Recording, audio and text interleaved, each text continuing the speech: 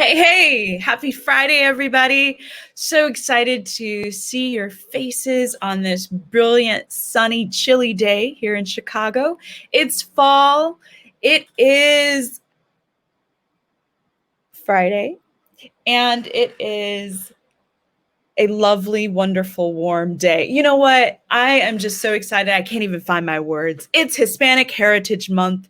The month is almost over, and we absolutely wanted to shine a light on some tremendous individuals who have created creative entrepreneur businesses in the food business, visual arts, all sorts of things that are good to look at and good to eat. I am Sadia Davis, the director for the Center for Creative Entrepreneurship. And before we launch into our talk today, I encourage you, when you have an opportunity, to check out our events page on our website, because the Center for Creative Entrepreneurship literally provides the resources and business knowledge for your sustainable success. And during this pandemic, we have all been forced to pivot, to shift, and to do whatever we need to do in order to survive, right? For our companies to thrive.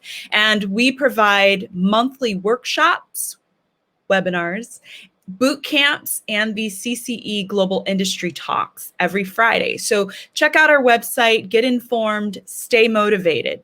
Something that happens every Friday, I just want to know, no, it's not every Friday. It's the first of every month. Every Friday, the first of every month, is called Band Camp. And it's an opportunity to log on and to find out more about 100% of the proceeds that are purchased on that first Friday of every month go to artists. So that's another way to support musicians and support the work and the merchandise that they have. The other thing that I really wanted to bring up is that I'm super excited. The MCA here in Chicago, the Museum of Contemporary Art, is opening with Long Dream. It's an incredible list of visual artists, including Tony Lewis, who we had the pleasure and the honor of interviewing back in August. He's a visual artist that will be showcasing Plunder at the Museum of Contemporary Art. Now, due to COVID, unfortunately, everything is on Zoom, but thankfully we have Zoom and we can step into these rooms virtually and continue to be inspired and be engaged by the visual arts. So, speaking of arts and the creative industries, we are really excited to bring to you today three individuals with three dynamically different companies, but that all, in a sense, kind of have something uniquely in common. So, Nena Ramirez, she is founder of Vegan Test Kitchen. Nena Ramirez is a homeschooling mother and a woman of many trades. She is a birth worker, sometimes often referred to as doula, market organizer, and has been in the Chicago service industry as a bartender for over 15 years. Inspired by building community, she has managed to build a safe space for vegan community to support local businesses. It is through these events that Nena hopes to grow the community into other cities and will be hosting outside of Chicago in the near future. She started Vegan Paradise, an all-vegan farmers market in collaboration with Bubbly Dynamics at the plant in Back of Yards, and she founded Chicago Vegan Test Kitchen in 2017 and has since curated, hosted, organized over 30 mini pop-up markets. Welcome, Nena. It's so good to see you. Hi, thank you. Thanks for having me. Absolutely. Let's take a look at what you've been up to. This looks, Chicago Vegan.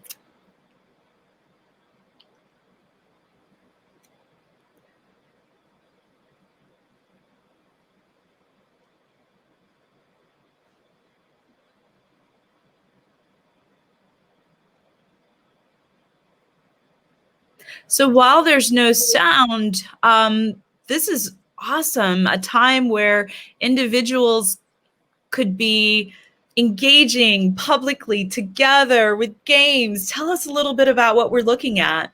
So what we're looking at right now is the original Chicago Vegan Test Kitchen before its evolution into Vegan Paradise. We used to host it at Emporium in Logan Square and also at Talia Hall in Pilsen. Oh, sure. What you're seeing, Emporium in Logan Square, is an arcade bar. And they were very kind enough to be able to let us host our event in their space. It was once a month. And yeah, it was open to the public, family friendly, free, just because we really promote accessibility. And I think because of that, it really helped the market grow to what it is today. Well, speaking of what it is today with COVID, I mean, talk to me a little bit about, before we go there, I want to know more about you. Okay. What's your origin story? I mean, you were a bartender, a doula, and then let's get into the market. But talk to me a little bit about you. Sure. Well, yeah, I've been in the service industry here in Chicago for a little over 15 years. Started off as a bartender, bartended in various neighborhoods in the city. From there, just kind of got really into promotions and marketing and just kind of learned my way of marketing on there. And then in between that time, I got pregnant. I have a 10-year-old daughter now, Kaya Soul. And when I was pregnant with her, that's what inspired me to look more into natural birth. And I started learning more about the disparities in birth, and I wanted to help. It was just another thing that I became passionate about. So in between bartending, I started studying to become a doula. And then after becoming a birth doula, I went into postpartum doula work. So I've been doing that for about 5 years now. And then with the bartending, I actually was bartending at Emporium. We're still closed due to COVID. And it was just on a Sunday. I was just getting really bored. And I was like, can I do a market or a pop-up in here? And the owners of the space of Emporium have just been really, really, really open to their workers just bringing in different events and ideas. So they let me. And I was like, all right, well, I'm just letting you guys know, vegans roll deep, get ready. And they weren't ready. And I told them, and we had a long line. The first market, it was just down the block. And people were just really excited and happy to just come and have something to go to. There was something called Vegan Vortex that was 2 years prior that had started, and that was like the vegan market at the time. And then they had stopped doing it. So it was about a year gap that there were no vegan markets, and there were so many different vendors and different businesses that needed a space altogether to really be featured and showcased. And I would see them in different markets, particularly in the South Side. I would see them just like at farmers markets and stuff. And I really wanted them to come up to the North Side. So I was just able to facilitate by bringing them all together. There's one vendor in particular, San Martin, good friends of mine, Nahum and Livia. And they were the ones who kind of helped me and inspired me reaching out to the other vendors. I reached out to them first and I was like, hey, this is what I want to do. And Nahum's been in the market whole area for such a long time. So he gave me a couple emails and yeah, that's just how it started and how we started doing Chicago Vegan Test Kitchen. After the first one, everybody was like, you got to do another one. You got to do another one. So I was like, all right. And just kind of snowballed from there.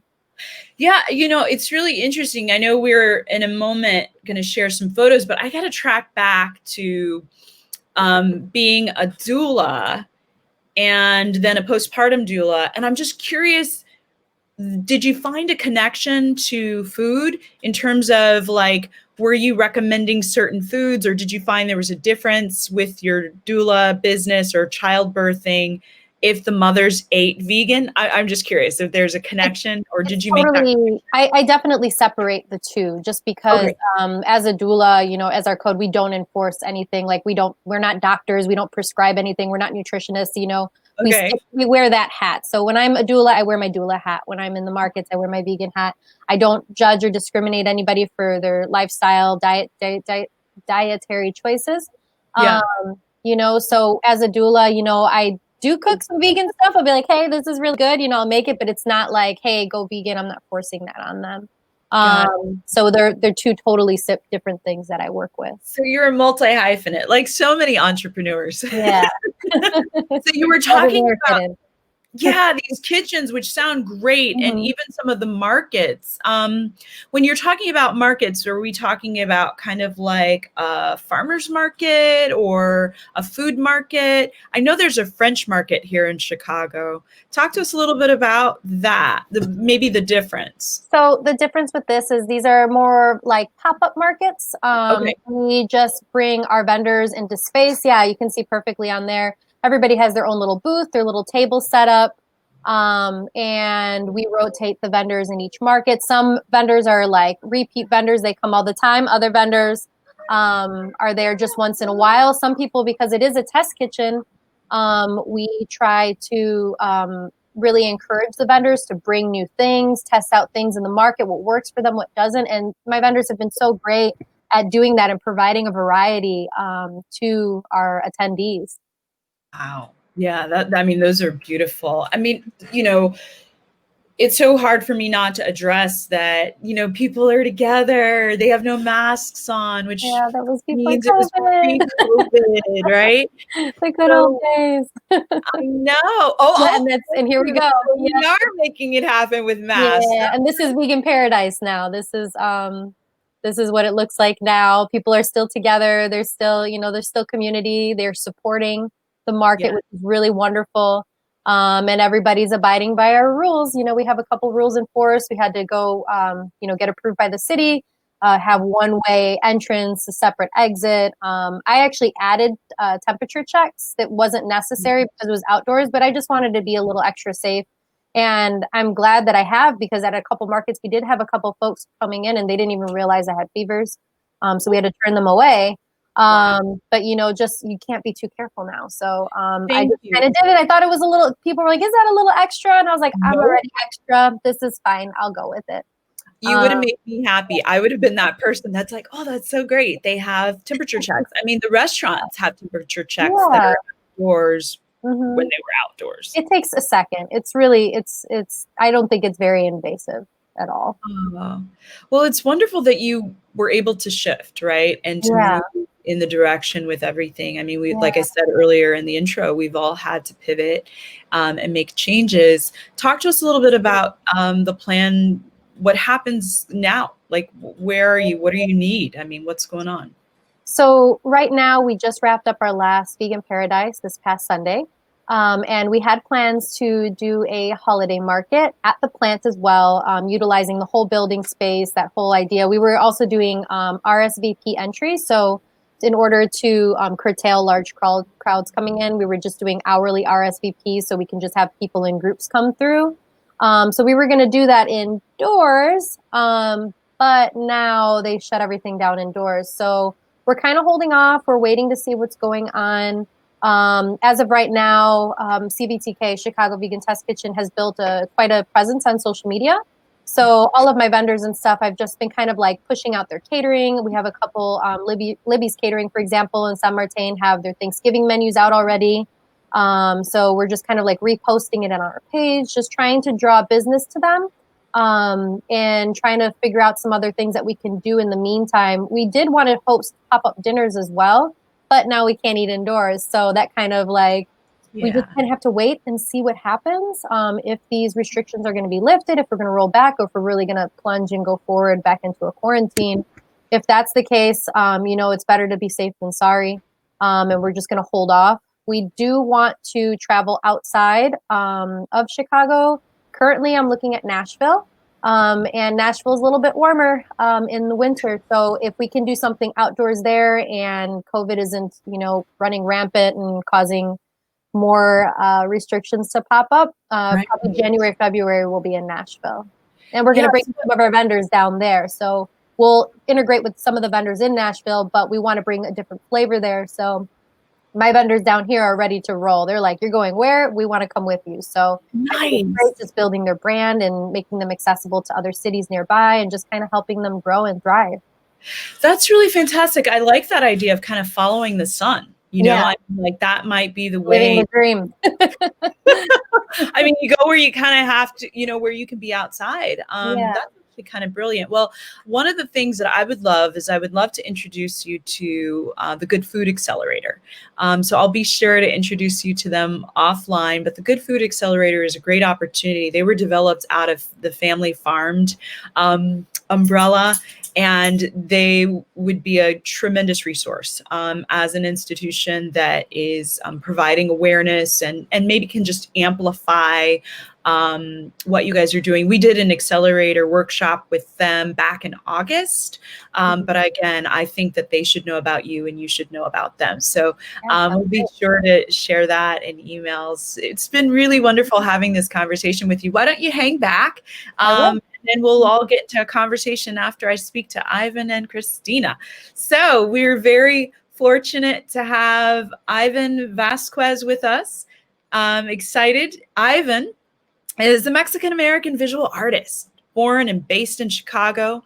His work inspires reconnecting indigenous spirituality, reimagining traditional Chicano Aztec art.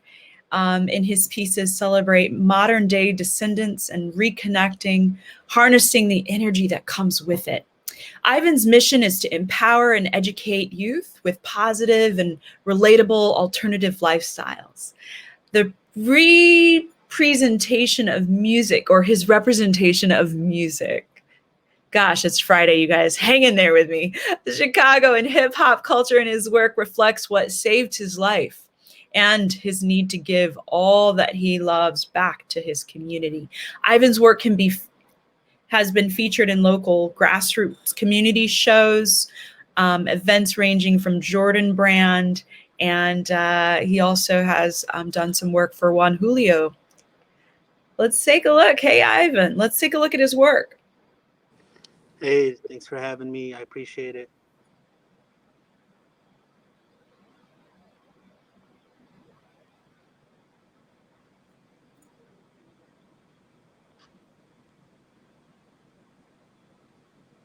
Oh, we had some really great sound there. This is beautiful.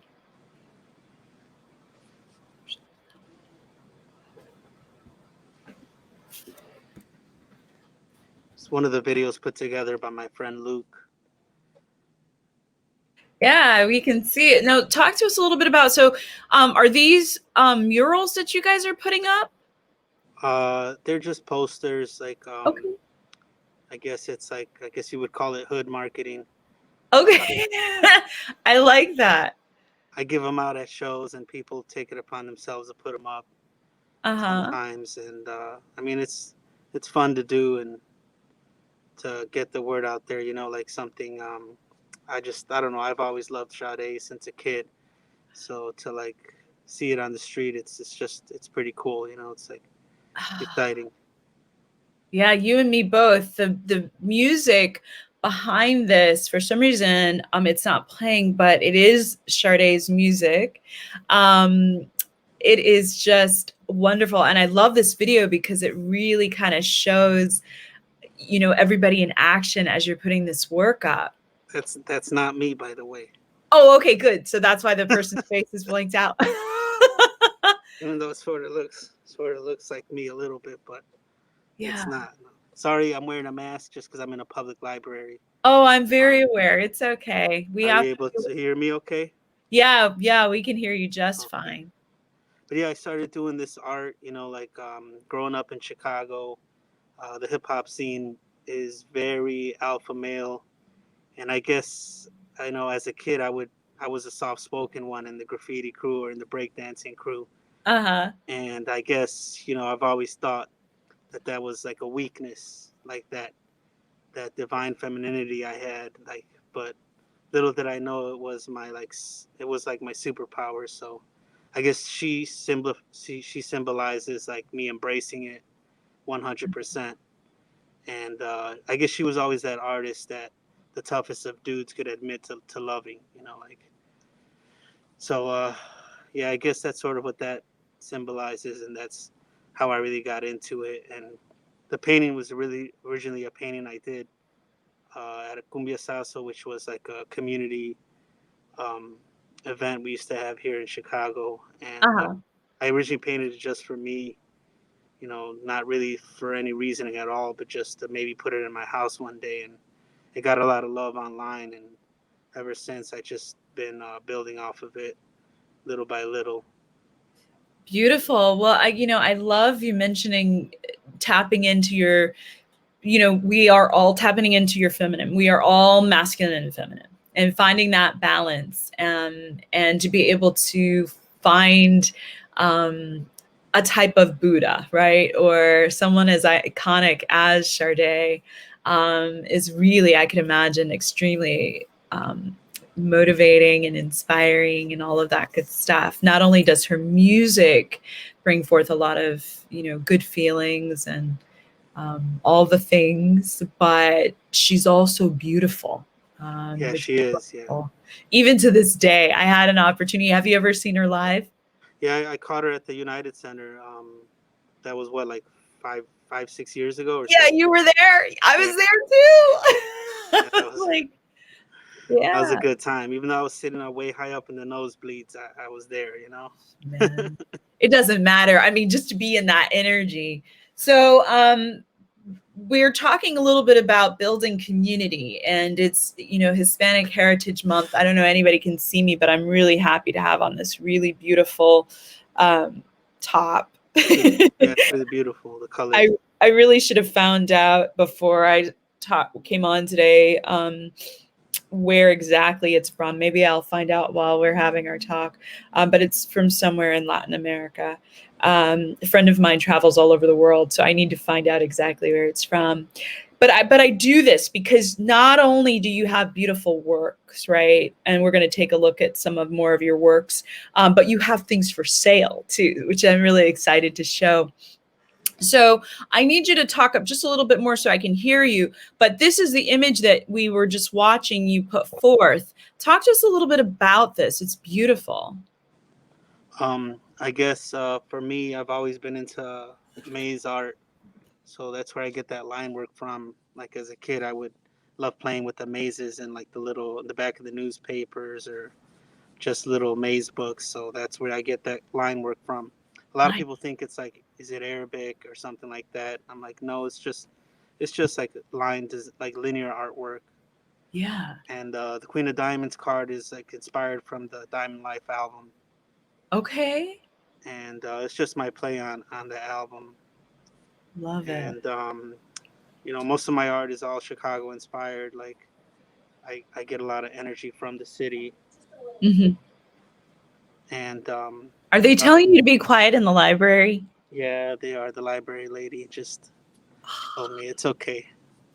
Yeah, they closed the conference rooms on me I guess because of COVID. Because of COVID. Yeah. So here's what we'll do. I'll come down to your level so I don't seem as loud. Um, Everyone, Ivan is at the Chicago Library. But let's talk about this art. I like this one in the middle. Tell us a little bit about what's going on. The one in the middle with the little boys. I guess it's a piece about gentrification, and I'm from the north side where I've seen it turn from gentrification to I don't even know what it is now. Basically, um, yeah, it's seeing my friends all move out, how they sandblast or how they water pressurize, wash the buildings, put new windows, and all of a sudden they double the rent. Wow. I've seen it happen on the north side since being a kid, so just seeing it happen over here is just like it's sad, but Hmm. it's sad. It is what it is. Like I really admire the youth for fighting against it and being informed and all that. Ooh, But yeah, this is deep. Is it's that the flag with the gun at the tip? yeah, it's like it's a play on like review, like with some of those like city reviews. So the name of the painting is called Two Stars, Mm. referencing like 4-star city, and you know that's my feeling. Like gang violence and systematic violence is all makes a city not as great. In a way, growing up here, sadly, a lot of us have that in common, where we have all lost like a best friend or a family member, and at a young age. So that's basically what this piece is about. I just Look, remember high school days. Every year there was some kid that was killed, and we had the counselors come in and talk to us. So my art is really all about that, like trying to that's save lives. Me personally, I was lucky enough to have hip hop culture to help save me. mm-hmm. I started out breakdancing when I was like 10 years old, and a couple of my friends that didn't um, breakdance are not here anymore. Just didn't have that outlet. So uh, Yeah. a lot of my work is dedicated to my friend Lewis, who was shot in the Cragen Park playground when he was 17. Ooh, I'm sorry. Sorry to hear that. Sometimes the hardest things that happen to us do inspire some of the most incredible works. And I just want to salute, your work. Thank And you. absolutely, I mean, inner city blues, that's interesting. I'm really liking your visuals are pretty stunning. Thank you. I try to preach that with my art, like how tell the youth like you could still be a killer, but just choose your weapon wisely. And that's why like a lot of the characters have like a trumpet instead of a gun, or like it's positive outlets and all that. Like they Right. they really they really go a long way. At least for me, as a kid. So I'm just trying to Well, give it all back. yeah, well, I'm just kind of curious because, we're in the middle of a pandemic, obviously. I really appreciate you making a hustle to the library. I understand there were some tech difficulties, but we all have to make changes in the midst of the moment, right? So, how are you as an artist staying motivated? How are you doing? For me, I guess time. There's extra time to create, and for me, that's really key because I'm one of those. I was always one of those kids that could daydream a whole adventure in my head. So I have all these ideas in my head of paintings I want to do. So it's really easy to stay home and create for me, and it also keeps me sane. So I do Right. miss. Don't get me wrong. I do miss the community events and shows and all that. But we got to do what we got to do. And I think now more than ever, it's important to create content and art that really helps people and keeps us unified and keeps us connecting to each other, because that's what art is all about, is connecting. And so for me, it's been really cool just to have extra time to stay home and create. Yeah. Yeah, it's really interesting that you say that because a lot of, visual artists have more time. The arts in general, but specifically visual arts, maybe even, uh, no, I'd say visual arts might be the one where like you can isolate, except for when individuals have larger studios and require more people. You really are in it's an opportunity for you to take advantage of this time. And we are really looking forward to everything that you put forth. So, like I said earlier, you can actually buy his works, and I would encourage everyone to do so. It's my understanding that you can do so on your website. Is that correct? Yeah, I really don't have much left because Okay, everything is people small can. batch, but I have a little something something on there. People could always message me too, and I put out a little something every couple months. And Yeah, I mean, if we still want to promote it because as long as it's something that individuals can purchase and that can help, um, I really you appreciate. yeah. And even to say that it's sold out, coming soon would be, more people Yeah. keep checking in because I would wear a mask with Sade on it. Like, in fact, Yeah. I was teasing our producer saying I would have, I almost put my hair in a ponytail for you today. Uh, I had those days I back see in the the day. resemblance. I see the. Back in the day, I'd wear a tight ponytail, but I just didn't have time to do my edges, so. But I love these. Wow, I really like these masks. These are gorgeous. Thank you. It's a good way to provide protection and to show support for our visual artist. I Again, got more coming in a couple of weeks, so awesome. Yeah. Well, we will be sure to keep, putting your website up and making sure that individuals know. I mean, look, a sweatshirt, keep you warm during the winter. The holidays are coming up. I have some stuff definitely for the holidays, Yeah, that's great. But I really appreciate you guys showing the website and all that. Absolutely. Well, we definitely want people to know how to find you, know how to keep connected with you. And, as the director for the Center for Creative Entrepreneurship, much like we encourage everybody, I encourage even you to keep abreast of what we're doing as far as like providing information around resources for artists and financial opportunities and grants that come up. Generally, we push that out on our socials. And also, you should know this, that Congress is working on a very specific plan for the creative economy. And one of our CCE advisors, Brianne Wells, will be communicating that information to us so that we always can inform you on how to access some of the funds that are there to support you.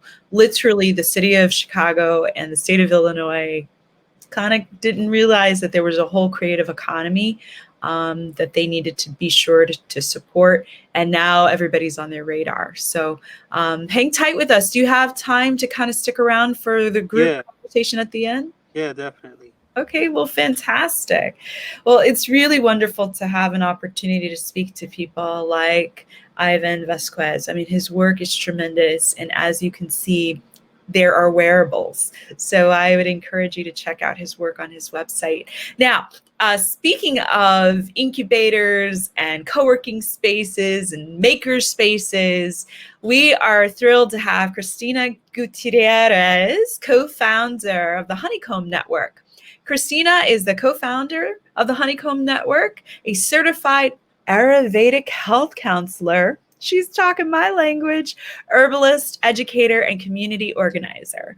Mexican-American mother of two, born and raised on the northwest side of Chicago. She specializes in helping folks learn the language of the body and make their own medicine in her wellness courses online, while simultaneously working to create spaces for accessible wellness around town. Oh, I love it. She is the founder. Wait, there's more. Hi, Cristina.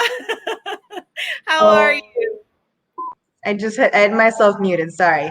Hello. I'm well. Thanks for having me. Yeah, it's wonderful to have you too. You do a lot, but I'm really curious about your Honeycomb Network. I hear it's a beautiful space. We're going to take a brief look. Yeah. With a bigger screen. There we go. Gorgeous. Let's pull out on full screen for this so that we can really see it.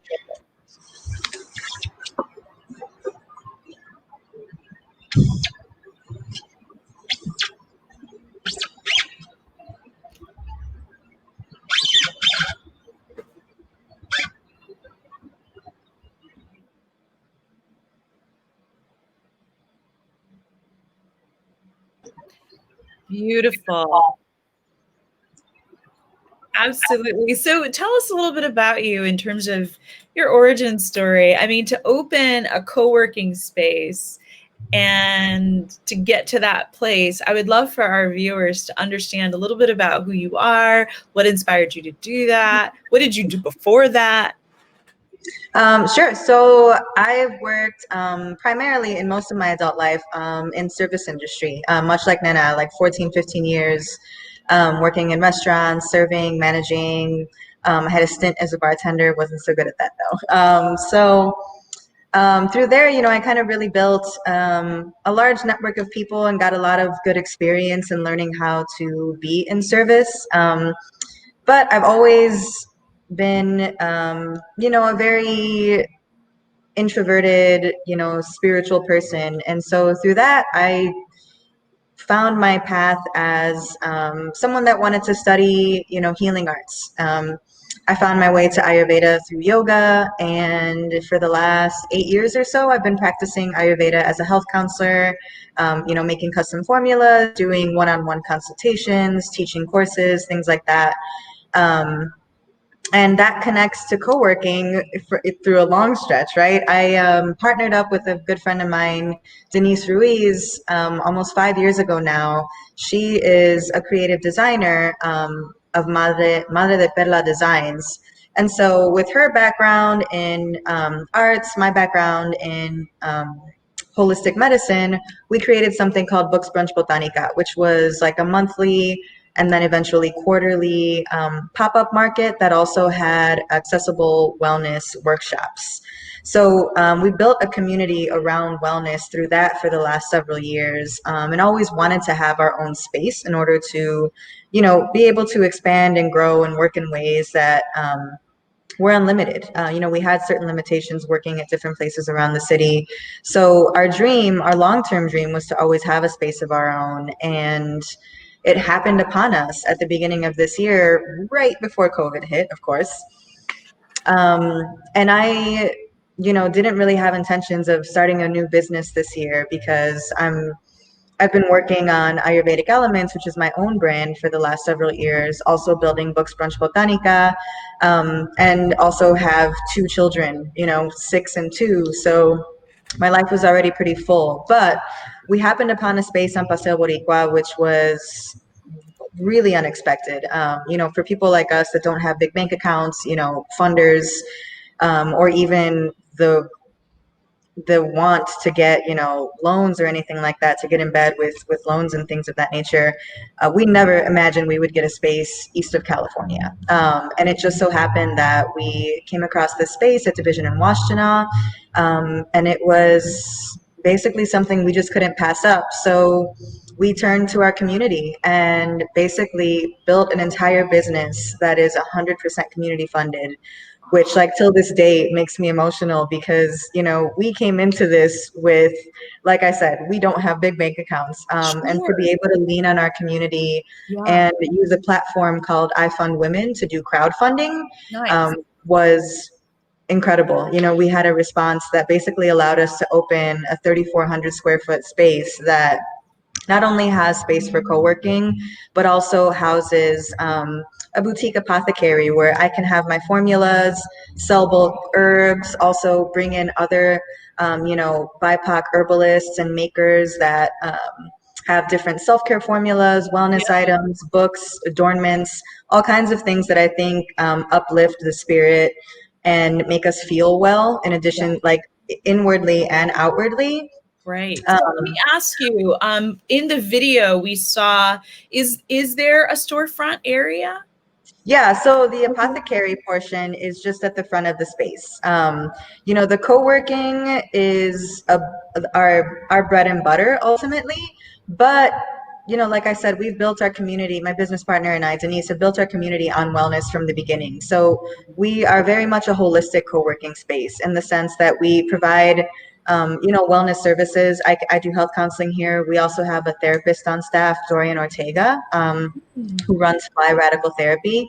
In addition to, like I said, having our boutique apothecary where we have, formulas, herbal formulas, things that can help people approach like holistic lifestyle more easily and more accessibly. Yeah, let me ask you, when you say formulas, are they like room sprays? Is it moisturizer? Is it things to cook with? It's all of the above, actually.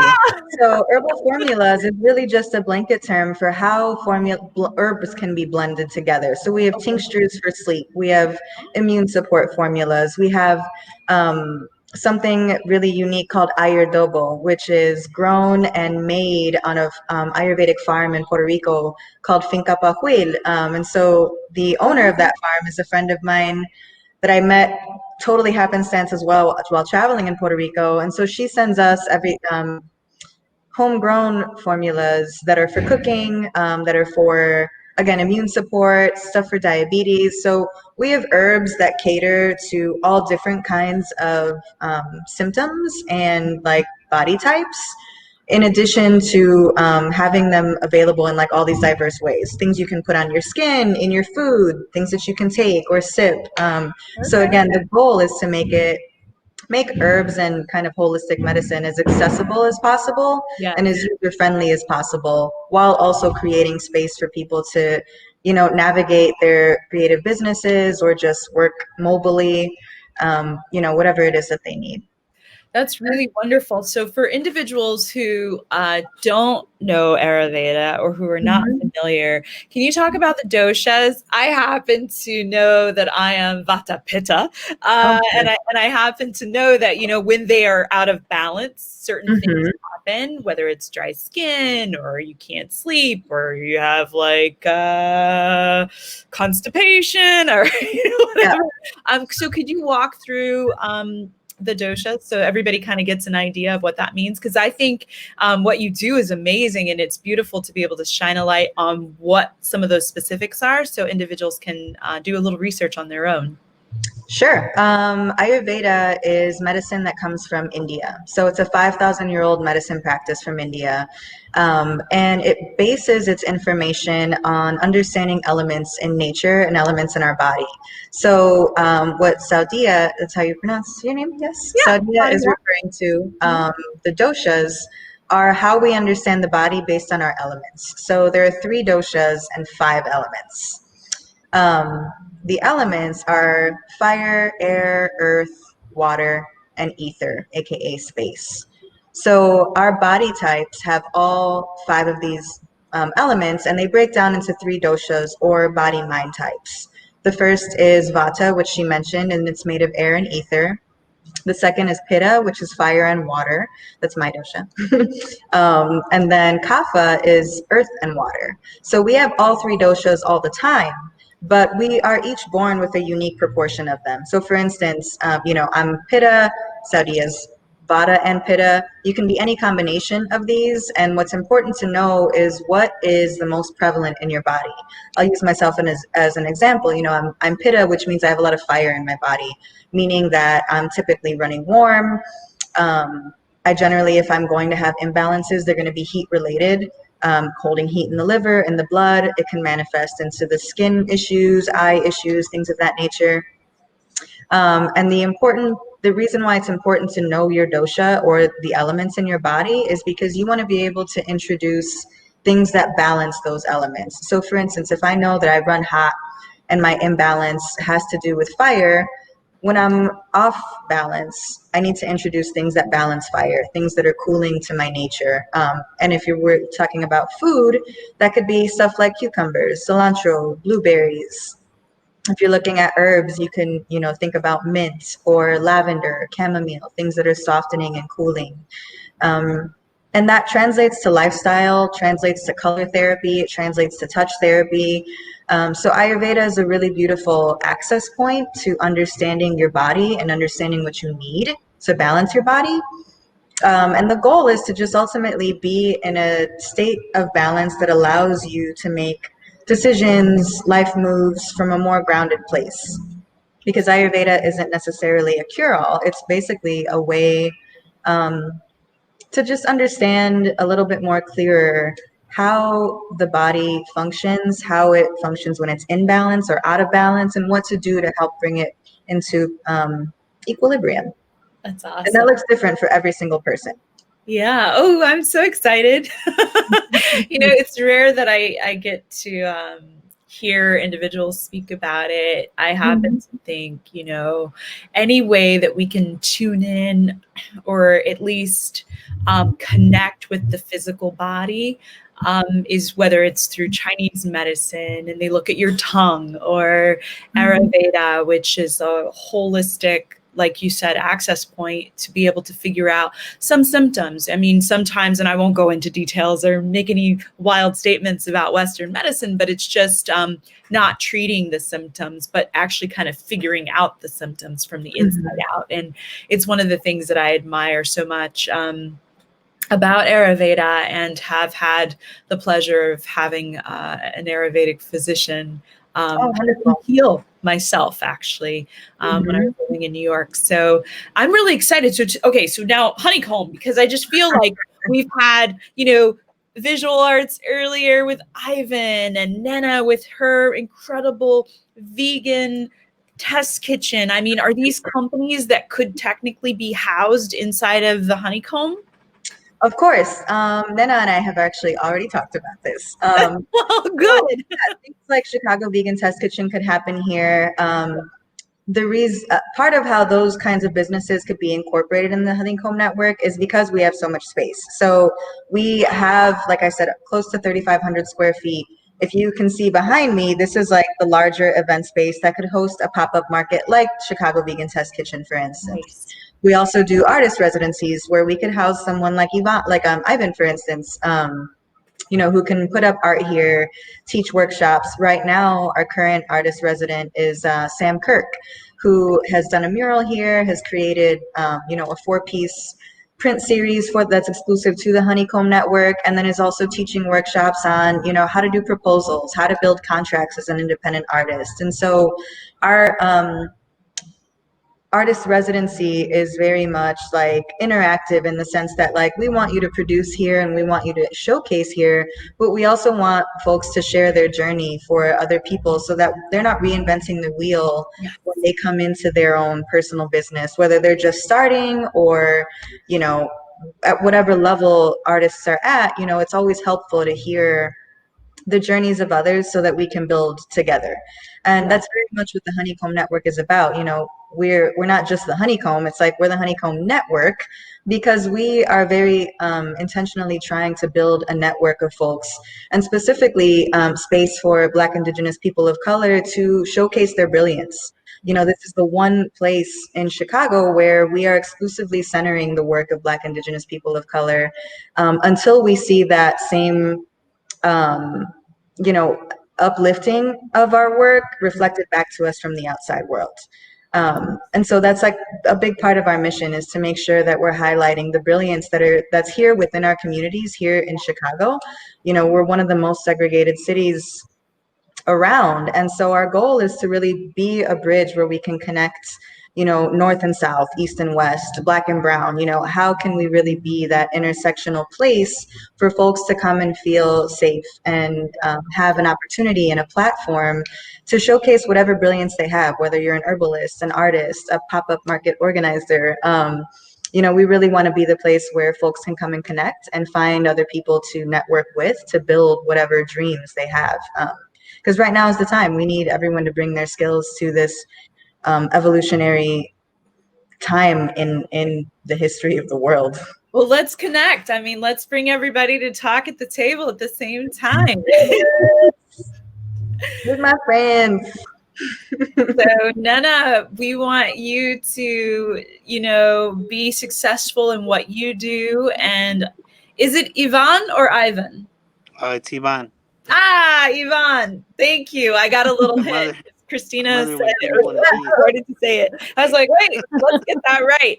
So, you guys, this is a really wonderful opportunity. I mean, to have you all, thank you for showing up today and for sharing your gifts and your talents and your business, those gifts and talents that you have translated into a business.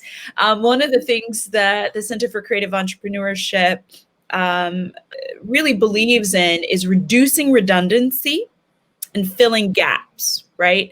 And then amplifying those companies that are out there that are in line with really shared space, meaning, Cristina mentioned that this city is historically and notoriously known for being segregated.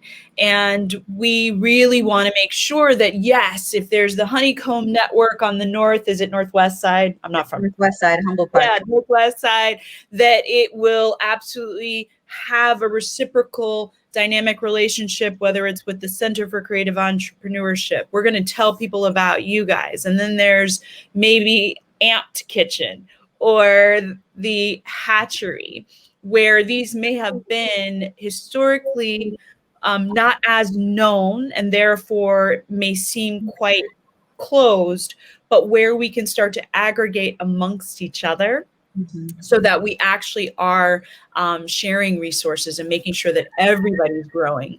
This region is remarkably filled with incredible talent.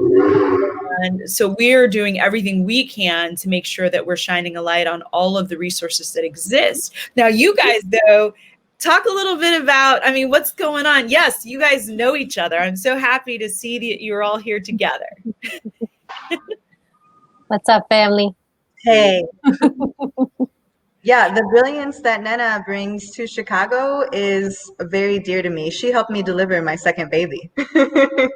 Oh, it's like that deep. Yeah, It's that deep. That close. And I'm honored to be here amongst these ladies. They've been doing it a long time. Yeah. You know, I'm new to it, so I'm excited to be here. I'm like listening and learning. I'm like, Ivan, you've been vibing for a long time, though. You've always had that energy. He brings it on the dance floor. yeah, you're like one of the sweetest, best people I know. Yes. I miss it. I miss the sweaty I dance. know, yeah. Oh man, Yvonne, I wish we had some video of you breaking it down and getting down on the dance floor. I mean, that just would have chopped off Friday. I'm glad we don't. I'm glad we don't. We have it in our hearts. We Yes. know it. Oh wow. So, well, listen, is there anything that anybody has? Let me do this. Each of you, if you could give 3 tips to a creative entrepreneur out there, they could be in business, they could be just starting a business. What would your 3 tips be? Starting with Yvonne, and we just need to have you get a little closer to the computer so we can hear you. Okay, 3 tips. Something that I did very late in life was believe in myself, invest, and keep learning. Those are my 3 tips of success, and they really, really do make a big difference. But those would be my 3 tips. Believe in yourself, invest where? In every sense, you know, financially and just to make sure, you know, whatever you're putting out is like high quality. Nice. And then nice. Okay. Sorry, I got the security here. Security. Oh no, not security. No. All right. Yvonne is making an investment and he is taking risks to be on this. So Yvonne, if you have to check out, we want you to be safe. I do. We Yeah, don't I want wanna- to put you in jeopardy. So you feel free to check out. Okay, thank you so much. Always in trouble, Ivan. Sorry. Take care. Thank See you. you around. We don't need the brother to, you know. Oh, well, See, that's why I'm trying to create safe space Exactly. here. He could have been up in there. He could have been at the Honeycomb. So the Honeycomb Network can house you in a safe space. Talk to us a little bit about 3 tips for success that you would give, Cristina. First tip, remember what you came here for. You know, I talk a lot about following your pleasure and your passion to your purpose so that you can find liberation. So I always try to, you know, talk to folks about remembering what your purpose here is. And then the second tip is, you know, cut out everything that's not that, everything that's not pushing you towards your purpose. Because your purpose is here to liberate you from all of the, you know, things that are heavy in the world. And then my third tip is you don't have to do everything alone. You know, find community. I didn't think that I could start this business at all. I, in fact, said no to my business partner when she brought up this opportunity. I was like, we're not ready. But if I could be of any example, that when you turn to your community and you're in your purpose, people will come to support you and the universe will conspire to support you. So remember what you came here for. Cut everything out of your life that's getting in the way of you finding or, you know, pursuing your passion. And then remember that you have people in your corner, whether you see them or not. When you're in alignment, they will all show up when the time is right. That is absolutely right. All right. I'm feeling it over here. Nena. Yeah, kind of to piggyback off of that, I kind of vibe with what Christina's saying. With that community, always ask for help. You know, that's something that I've struggled with, you know, being somebody who does a lot of things, you know, and kind of growing up in a culture where like the woman does everything and we handle it because we're strong, independent women and we've got this. And do we have it? We totally have it. Should we always do everything all at once and run ourselves dry? We shouldn't. So don't be afraid to ask for help is my number one advice that I always struggle to this day still work with, because it's just kind of like I get very almost anal over like, this is how it's happening, and this is my baby, and it needs to be done like this. And just learning recently in the past like 2 years with Chicago Vegan Test Kitchen, just asking for help with my social media. I hired somebody to do social media during our vendor spotlights, and that took a huge load stressor off of me, and just investing into having that help and understanding that not to let money be a barrier, which is my second advice. Don't let money be a barrier to you to do the things that you want, because if you're doing something that you love, it's just going to come there to you. As long as you're working for it and it's something that you love and your heart's in the right place, don't be afraid of it. Don't let money be that barrier. There's help out there. There's businesses like the Creative Center for Entrepreneurship. There's so many things out there that are willing to help folks start from the ground up. You just got to put in the work. And that's probably 3. Put in the work. You can't be lazy. You have to go for it. If you don't go after what you want, you're never going to get it. If you don't step forward, you're always going to be in the same place. And always ask. Don't be afraid to ask, because if you don't ask, then you're never going to get it. So you have to ask, and just put out that intention into the universe in order to manifest it to happen in your reality. Otherwise, you're going to sit there and be like, why am I not getting this? Well, you didn't ask for it. Use your words. The same thing that, you tell little kids, use your words, ask for what you want. It's the same thing. And it's so simple, but it works. Well, I have to tell you, I'm one of those people, I'll chime in with you, where I have had to grow into the space of letting things go, trusting and knowing that if you bring somebody on, they've got all the tools to execute it. I don't like to be micromanaged. So technically I do my best not to micromanage. I generally let creatives step in, but it has taken time because we want to make sure our brand identity is right and everything shines bright. So I'm going to take a look at some of our comments here. Kayla said, love it. Oh, she's excited. Guerrilla Public Art. Ooh, Nina is so incredible. A true healer. I'm already feeling healed already over here. I'm just saying, and then, you guys have been really, Cristina, your space looks incredible. Oh, thanks for the motivation. Thank you so much for, leaving some really wonderful notes to share with our guest here. But I will say that everybody today has talked about building your community. And Cristina, you really talked about the importance of that relationship with the community. And not to say relying on the community, but that reciprocal dynamic of believing in the community believing back, and then being in balance. So I am here to celebrate the fact that even though you didn't think now is the time, the universe put it forth that now is the time for the Honeycomb Network. And that, Nina, listen, we're going to make sure that whether you're following the sun for some open food, events and markets, I want to make sure that you guys, please be sure to follow not just their companies, but check in with the Honeycomb Network.